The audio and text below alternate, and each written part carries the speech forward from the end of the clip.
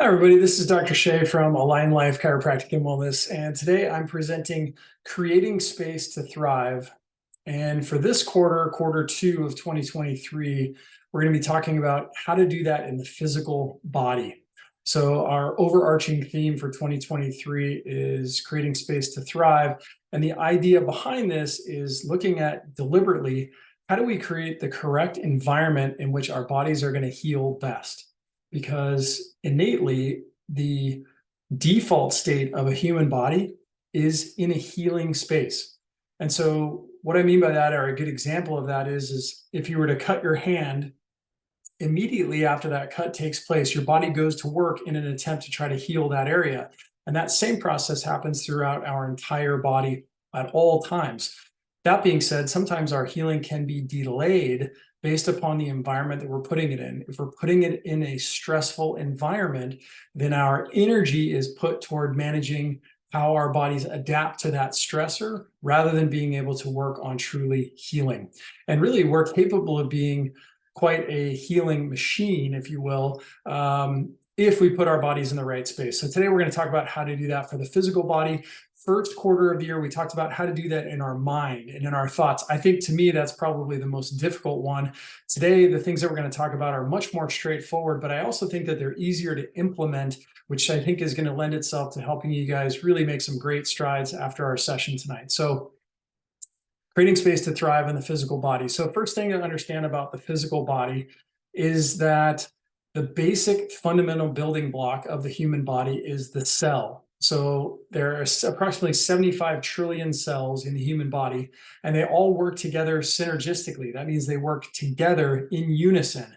What's amazing about this is that they all understand what each of them are responsible for, and they do that task while simultaneously being aware of what all the other cells are doing, and so that they can work in coordination with each other, which I think is fantastic and really quite mind-blowing if you try to wrap your mind around that. So if the cell is the basic building block of the body, then the next question is, well, how do we make our cells work really well and function really well? Because if they do, then our total body will also work really well, function really well, and we will express abundant health, which is, of course, our objective. So the key part about this is looking at the environment in which the cell has a chance to operate in. And I talked about a little bit about this last time, but I think it warrants another discussion. Is one of my patients is she is the cheetah, the person responsible for cheetahs at the zoo. And she talked to me about how every single animal in the zoo has a specific environment in which it will thrive. They call it a species-specific environment. So they would never put the polar bear in the desert space to live at the zoo because the polar bear is not going to thrive. It's an incongruent way of living.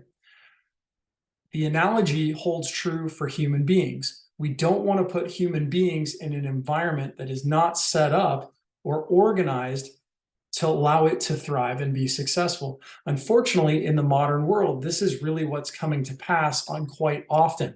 So some of the challenges that we face these days, really on a big scale, is this idea of understanding what our genetic requirements are in order to express health, and then contrasting that or comparing that with what's going on in our current society. So our genetic requirements encourage us to eat real food. And I use that very specifically. So that's real food. That's not processed foods, and not too much. So we don't want to overdo the caloric intake on a regular basis. Our genetic requirement is that we move on a daily basis or move regularly. It's not so important exactly what it is, but we just got to be moving. So we'll talk more in detail about all these in just a minute. We need to be changing our body positions regularly. Living a sedentary life is no way to be successful based upon our genetic requirements. We also need to have regular micro and macro breaks and rest. We need to get into deep sleep in order for us to be able to recover and repair so that we can actually have a chance to heal. And lastly, this is something that I've added lately just in my own thinking, is I think we need to be spending time outdoors in nature on a regular basis, whether that's because we're going to get vitamin D from the sun, and there's a chemistry change that's happening there, or whether it's a mental, emotional change that's happening there, or just being outside. It's more congruent with how our bodies were designed, because we've got thousands of years of evolution, and the majority of that time was spent outdoors. I think a really important aspect of this is really being able to be outside on a regular basis. Now, if you compare that genetic requirement list with where we are currently in our modern world, guys, I'm really nervous. It is rough right now. We have a lack of quality raw materials to build a strong, healthy body if we're eating processed foods, refined sugars, trans fats, and so forth, right? These fast food or food scientists oriented meals don't do it for our physical bodies. We don't get the raw materials necessary to build a strong body.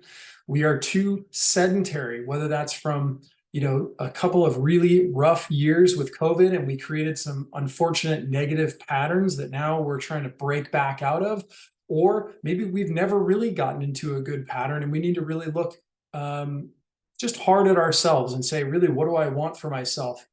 I'm currently listening to a book right now by Dr. Peter Attia. He's a guy out of Stanford and Johns Hopkins. He's a medical doctor. He has a book called Outlive. You can find that on Amazon. He talks about how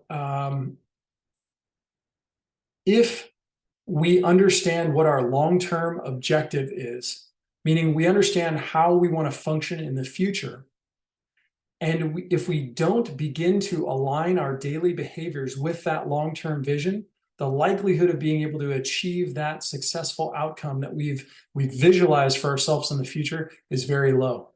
So if, let's say, you want to be able to put something onto a high shelf later on in life, but right now only one of your arms moves through a full range of motion, 20 years down the line, do you really think that you're going to be able to do that? And if the answer to that is no, then what are you going to be willing to give up right now in order to be able to move yourself in that direction? So it's that line of thinking that I think we need to be able to take on. It's much more of a proactive rather than a reactive paradigm. And we'll talk more about that in a second. Other things that we're dealing with right now, our school for our children and our work in regards to the environment that we're in is often done in the seated position in a chair. Harvard evolutionary biologists talk about how our hunter-gatherer ancestors and our current human being spend about the same amount of time being sedentary. The difference is that our hunter-gatherer ancestors varied the type of position that they were in when they are sedentary.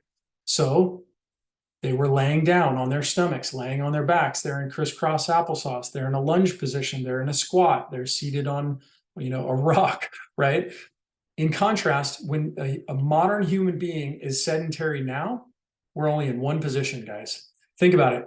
You're in your car, you drive to work. You get to work, you go into your desk. You sit at your desk for 8 hours, then you go back in your car, you drive back home, then you go sit on the couch, you watch your TV, and then you go to bed, and then you wake up and you do it all again. And you guys relate to this, okay? So unfortunately, being sedentary in only one position is a problem because it shortens tissues that need to be lengthened, and it becomes a crutch, right? We become far more injury susceptible in that type of position. So we've got to change that behavior. Rest and sleep. Our culture really discourages taking a break, right? We talk about the grind. We want to be on the grind. We want to do more. We talk about, I didn't sleep, or, we make a big deal out of people who I only sleep 3 hours a night and I can keep going. I don't agree with this, guys. I don't think this is the right way to do things. I've seen in my personal life over and over again, people that live in that type of lifestyle, they burn out, and it's quick and it's ugly at the end. We don't need that. We need to incorporate rest, and we need to socially encourage that behavior and make it a part of the way that we hire people. And a part of our compensation packages is giving them an opportunity to have vacation, to get away, to rest, recover, repair. Last piece is our work and our home environments are often filled with a lot of toxic things and a lot of pollution. If you think about the way that our soil is right now, and you think about the way and the quality of our air, right? These are fundamental things associated with our environment that if you look back in comparison to 1,000 years ago, the quality of our current environment that we live in is much more stressful to our physical bodies in comparison to what they were before. So I hope that I'm illustrating how intense and how challenging it is for our physical bodies to be able to create space to thrive in the modern world. And why, most importantly, guys, we have to be willing to do things differently. We have to create a new paradigm. And so the problem with this is, or one of the problems with this is, in the modern world, what we've been told in many situations is when our bodies become tired of attempting to adapt to this type of environment that it's living in, and it begins to express body signals to us, letting us know that, hey, there's something wrong. You've got to do something different. You have to change something. We call those, by the way, symptoms. So whether that's pain, that's range of motion loss, it's postural distortion, it's sickness, it's disease, it's lifestyle problems, cancer, stroke, hypertension, diabetes, osteoporosis, obesity, whatever they are, whatever those body signals are that are letting us know that our environment is not congruent with expressing human health, we have to be able to take that at heart, and we have to change the way that we're doing things, because right now, the most common form of making a change is going to a healthcare provider and getting a crisis-based intervention, either drugs or surgery. We're waiting until these disease processes have gotten to the point where they can't be managed by lifestyle changes, or it's really difficult to manage them by lifestyle changes. So health and the creation of that needs to start considerably earlier, like decades earlier. And if you're already in those situations, then you need to be incredibly aggressive about how you're changing the way you live in order to be able to get out of this. So here's some interesting stats from a drug perspective. Every year in the United States, more than 4 billion prescriptions are dispensed. 4 billion, okay? The number of retail prescriptions every year is expected to substantially increase by the year 2024, which, if you've been following the trends of this, you'll know that that's happening every single year. The average number of medications taken by an adult in the United States currently is 4. So 4 medications for most adults right now, and more than 131 million Americans take at least one prescription medication. The United States of America spends the most money on drugs per capita, meaning per person, in comparison to every other country in the world. So the question that I have is, well, shouldn't we ultimately, if this is a good strategy, shouldn't we ultimately have the best health possible? We're getting the most drugs, we have the most science, we have the most opportunity, and we have the most prescriptions, most money. And yet, here we are, if we look at our current rating from the CDC, the United States of America ranked number 18 in the industrialized countries in the world, which is actually up a bit because we used to be ranked 37 out of 39 countries, but now we're at 18. So despite the fact that, you know, we're doing a lot from a medication perspective, and we're trying to throw drugs at these problems, these lifestyle problems, because the paradigm is wrong. It's reactive. We now have a health crisis in the United States of America. So guys, the question that we should be asking is, how can we do things differently? So what can we do to change our paradigm in order to get out of that and move into a much more healthy way of living? So the proactive paradigm addresses health issues before the people become symptomatic. So how do we do this? There's really 4 things that I want you guys to focus on. Well, maybe 5. I'll give you an extra one, okay? So tonight, we're going to go through, we want to be eating well, we want to be moving well, we want to be thinking well. That's what we covered last quarter, everything that's going on from a mindset perspective, goals perspective. We want to be structurally well. And the last one, if you want to think about, would be we want to be sleeping well. We want to recover well. So today I'm going to give you some very quick tips on each of those categories so that you can go back into your lifestyle and put some deliberate attention on what you can do to create a better lifestyle.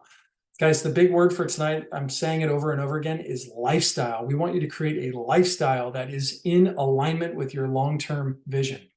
So from a nutritional perspective, the first thing that I would recommend that you do when you're starting a new behavior, it is really an advantage to add something into your lifestyle rather than to take something away. Because as soon as you take something away that you've been doing for a long time, you feel lack. Lack is hard to motivate from. So what I would invest in first from a nutritional perspective is start supplementing. I recommend the use of a multivitamin, a probiotic, fish oil, and vitamin D. Super simple. There's tons of research on all of this stuff. I won't go down that rabbit hole tonight, but make it a point to get those supplements into your diet. Best part about it, you add that into your diet. It's adding health and nutrition into your body, which gives you the raw materials necessary to build good, strong bodies. And now you've got a little bit of momentum. And I'm a big believer, guys, health is about momentum. When you start something and it gives you a little bit of energy, that boost can then be carried into other things. And now, 4 or 5 things later, you're in a very different health space. So add that first supplement part into your nutrition. Second, we want to eliminate or reduce processed foods. So this is all the stuff that comes in boxes down the middle of the grocery store aisles, guys. Or if you want to think about it, it's about not getting in line through the fast food window, okay? Most of those foods are not really food. They don't come off of a tree, or you can't pick it off a plant, or you can't eat it directly off of an animal, okay? So we want to eliminate, or best case scenario, maybe try to reduce that as much as you can. Next, we want to eliminate or reduce refined sugar, table sugar, sucrose, the white stuff. The stuff is bad for you. I totally understand. It's addictive. I used to love Dr. Pepper and root beer because it was filled with sugar. But getting off of that was one of the biggest things I could have done, and the likelihood of being able to reduce the intake of sugar to reduce my susceptibility to things like obesity and diabetes, okay? Next, we want to eliminate or reduce trans fats or hydrogenated oils. Guys, these are oils and fats that don't actually exist in nature. Food scientists have come up with ways to be able to make food products last a really long time by adding in these certain types of oils. But at the end of the day, the body doesn't know how to handle these. And oftentimes it ends up leading to things like cardiovascular disease, heart attack, stroke, etc. Number 5, I want you guys to focus on getting water on a regular basis. My best recommendation is half your body weight in ounces. So if you weigh 100 pounds, 50 ounces of water. Yes, you're going to be using the bathroom regularly. That's good. We need to flush the system out as often as you can. And then last piece, I would really recommend the idea of experimenting with intermittent fasting, or let's say a 12 to 24, 48-hour fast. That means no food, right? You can do maybe water during that time period. There's a lot of emerging research that shows that the immune system and the systems associated with digestion and the likelihood of things like cancers are considerably reduced when we give an opportunity for the entire body to empty and then have a chance to recover and then reintroduce healthy foods to the environment. Your body's going to be able to boost its immune function and be able to reduce those site-specific cancers. So those are some recommendations on nutrition. Now let's talk about movement. So if we want to move well, what does that mean? Best recommendation that I have from a movement perspective is just find something that you enjoy doing, okay? I use my wife as an example right now. She's going through a season where she likes doing Muay Thai, which is like some sort of like kickboxing version of training. I love it. She's out there, she's doing something that she's enjoying. She's sweating, she's getting endorphins going, she's creating new neural pathways because everything that she's doing is new. She's like a fish out of water, and it's great for her brain. So find something that you enjoy doing. Don't worry about what society says is okay. Just go and do it and have a great time with it. Make sure you're panting, sweating. You should be working, increasing your heart rate. Next, find a tribe. Find a group of people who, like you, do the same types of things and engage with them. You're going to get multi-levels of this. And if you're like me, anytime that people are around, you have a tendency to work a little harder in the gym when there's other people around that are watching what you're doing. So you'll get a multi-layered benefit of being able to be in a group. I definitely recommend incorporating some level of stretching. I'm 43 years old right now. I've identified over time, it is very easy to fall in the trap of becoming tighter and tighter and tighter. So if you're not doing a stretching routine on a regular basis, you will become a ticking time bomb. You will become injury susceptible. So whether that's a yoga practice that you're working on, or whether you're using like a Stretch U program, which is like someone that you go to their place of business and they actually physically work on stretching you. It's more of a passive modality. These are all really good ways of being able to increase your flexibility and maintain that over time. That's going to be the key. I also recommend, from a movement perspective, add in a self-care helper. So this could be your chiropractor, your physical therapist, your massage therapist, your acupuncturist. It's really great to have someone who knows a little bit more about the body to help advise you on all of these things from a movement perspective. And then lastly, I would recommend some sort of a regular routine where you're using a foam roller, a lacrosse ball, you're mashing on some of those tissues, eliminating some of those fibrous adhesions that take place between the muscles. Get rid of that stuff. You can use those hypervolts or Theraguns, the percussion-based massagers. These are all really good ways of being able to incorporate a regular routine around making sure that we maintain our range of motion. Remember, range of motion and quality of life are intimately connected. If you can move your body as you age, your quality of life will maintain high. If you cannot move your body, your quality of life will progressively get worse. And once you lose range of motion, all these other problems start happening, because as soon as you become sedentary, like we talked about at the beginning, the environment that your cells need in order to thrive will not be present. When it's not present and stress builds up in the tissues, then we end up with disease and injury being the ultimate result of that. So stay congruent, make sure you're moving your body every single day, guys. Next, I want to talk a little bit about home and work environments. Actually, we'll leave that for next quarter because that's a little bit of a teaser. Next quarter, quarter three, it's going to be creating space to thrive in your home and in your work environment. So I won't cover that tonight. But last one that we'll go through is going to be your structure. So when I talk about the word structure, what I mean by that is I'm looking at the structure of your physical body. So I always think of the spine that runs down the middle, as well as the pelvis that holds the spine up. Those are like the steel girders of a big skyscraper, right? It's the structural aspect of your body. So if you're providing good raw materials through good nutrition, then it comes down to how you use your body.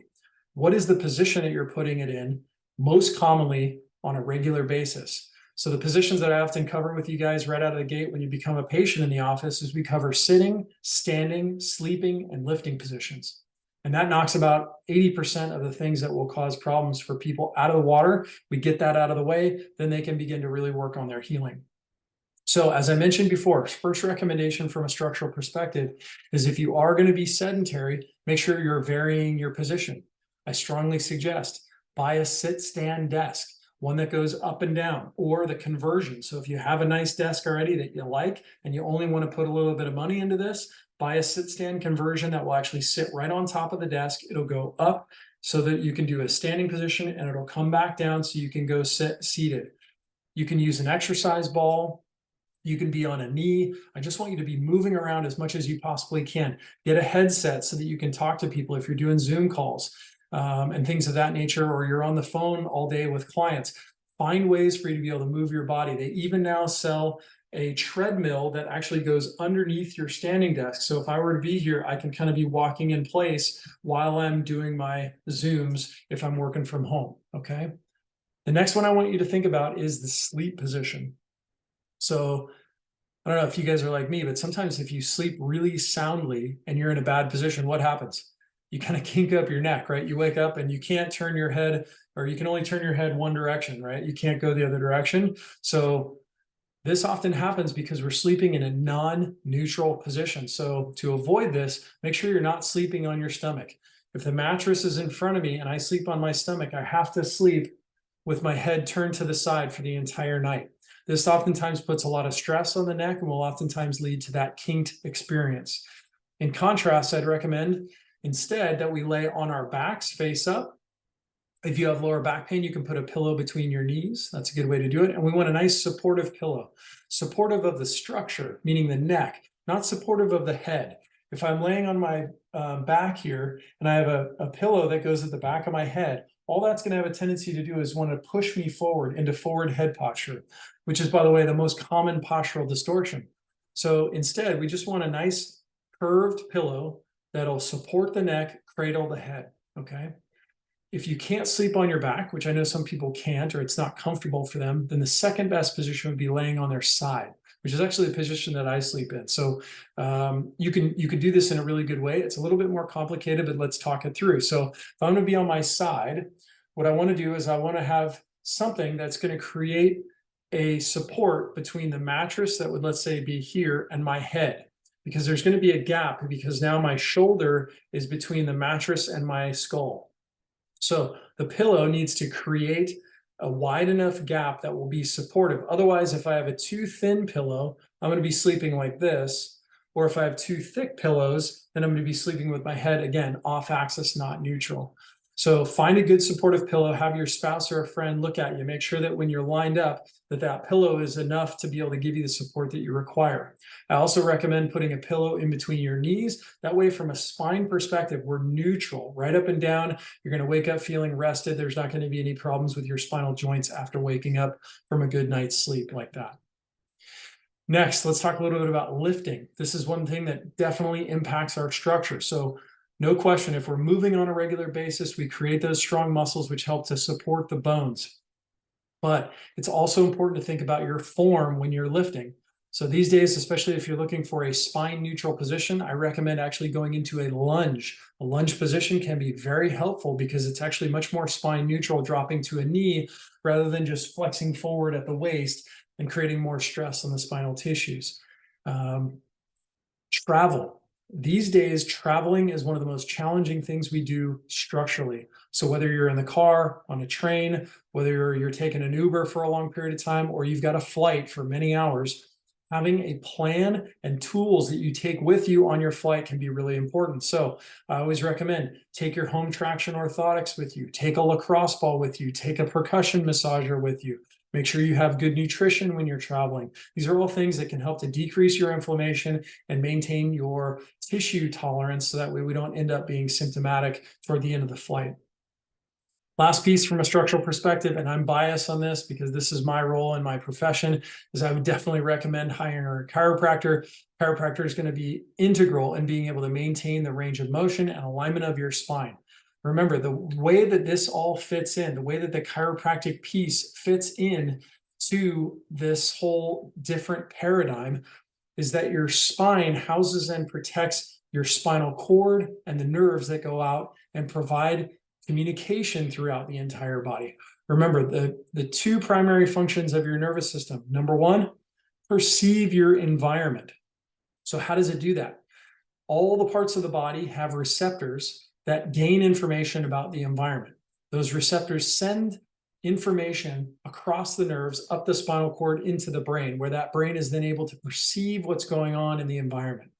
The second role of the nervous system is to then adapt to the body to the environment appropriately, meaning it responds appropriately to the environment. So the signals are then taken from the brain, pushed down the spinal cord, again, out the nerves into the organs and tissues.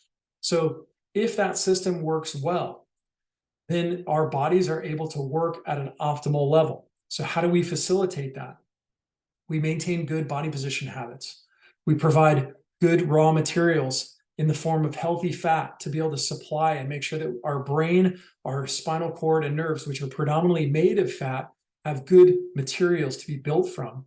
And we make sure that we don't have big postural distortions or postural habits that encourage bad positions and put stress on the spine and stress on the nerves and spinal cord, shutting down the communication, getting from the body into our central nervous system so that we can respond readily and appropriately.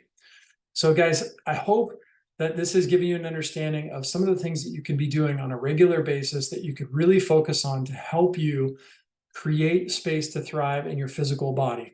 If you have questions, I would love to be able to answer those in the clinic. I hope that you've enjoyed our time. Our place of work is called Aligned Life Chiropractic and Wellness. We are located in San Diego, California. We would love to help you with any of your healthcare needs, especially someone who's looking to change from a reactive paradigm into something that's more proactive, long-standing, and wellness-oriented. We love working with clients like that that are really invested and want to take full responsibility for their health. Thanks so much for your time tonight, guys. Take care and have a lovely night.